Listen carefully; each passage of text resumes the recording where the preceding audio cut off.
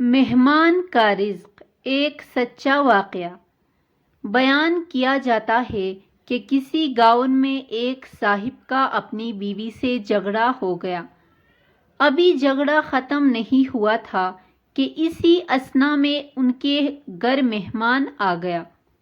خاوند نے اسے اپنی بیٹھک میں بٹھا دیا اور بیوی سے کہا کہ فلاں رشتہ دار مہمان آیا ہے، اس کے لیے کھانا بنا لو۔ وہ غصے میں تھی، کہنے لگی نہ تمہارے لیے کھانا ہے نہ تمہارے مہمان کے لیے۔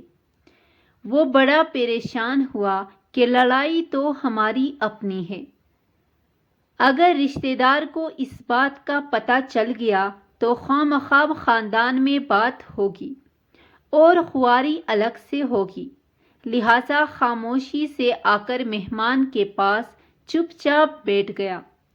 اتنے میں اسے خیال آ گیا کہ چلو بیوی اگر روٹی نہیں پکاتی تو سامنے والے ہمارے ہمسائے بہت ہی اچھے لوگ ہیں، میں انہیں ایک مہمان کا کھانا پکانے کے لیے کہہ دیتا ہوں۔ چنانچہ وہ ان کے پاس گیا اور کہنے لگا کہ میری بیوی کی طبیعت آج کچھ خراب ہے، لہٰذا آپ ہمارے مہمان کے لیے کھانے کا انتظام کر دیں۔ انہوں نے کہا ٹھیک ہے۔ وہ مطمئن ہو کر مہمان کے پاس آ کر بیٹھ گیا کہ مہمان کو کم از کم کھانا تو مل جائے گا، جس سے میری عزت بھی بچ جائے گی۔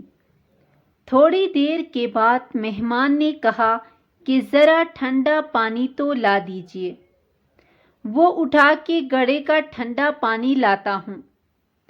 اندر گیا تو دیکھا کہ بیوی تو زاروں قطار رو رہی ہے۔ وہ بڑا حیران ہوا اور کہنے لگا کیا بات ہے، کیوں رو رہے ہو؟ اس نے پہلے سے بھی زیادہ رونا شروع کر دیا۔ کہنے لگی بس مجھے معاف کر دے۔ اس کے خاوند نے کہا کہ بتاؤ تو صحیح، آخر تمہارے رونے کی وجہ کیا ہے؟ تم ایسے کیوں رو رہی ہو؟ بیوی نے کہا کہ پہلے مجھے معاف کر دے، پھر میں آپ کو اپنی بات سناؤں گی۔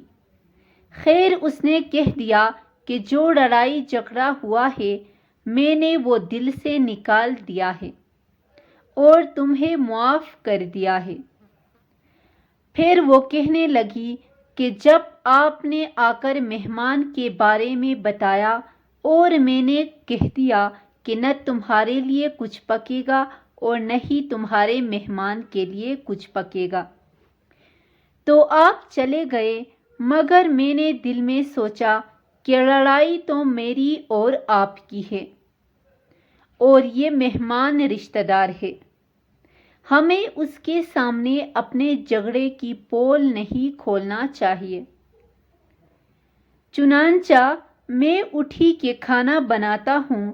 جب میں باورچی خانے میں گئی تو میں نے دیکھا کہ جس بوری میں ہمارا آٹا پڑا ہوا ہے، ایک سفید لباس شخص اس بوری میں سے آٹا نکال رہا ہے۔ میں یہ منظر دیکھ کر سہم سی گئی۔ وہ مجھے کہنے لگے اے خاتون پریشان نہ ہو، یہ تمہارے مہمان کا حصہ تھا جو تمہارے آٹے میں شامل تھا، اب چونکہ یہ ہمسائے کے گھر میں پکنا ہے اسی لیے وہی آٹا لینے کے لیے میں یہاں آیا ہوں۔ اسی واقعے سے ثابت ہوتا ہے کہ مہمان بعد میں آتا ہے، جبکہ اللہ تعالیٰ اس کا رزق پہلے بیچ دیتا ہے۔ یہ واقعہ کتاب خطبات فقیر سے منحوس کیا گیا ہے۔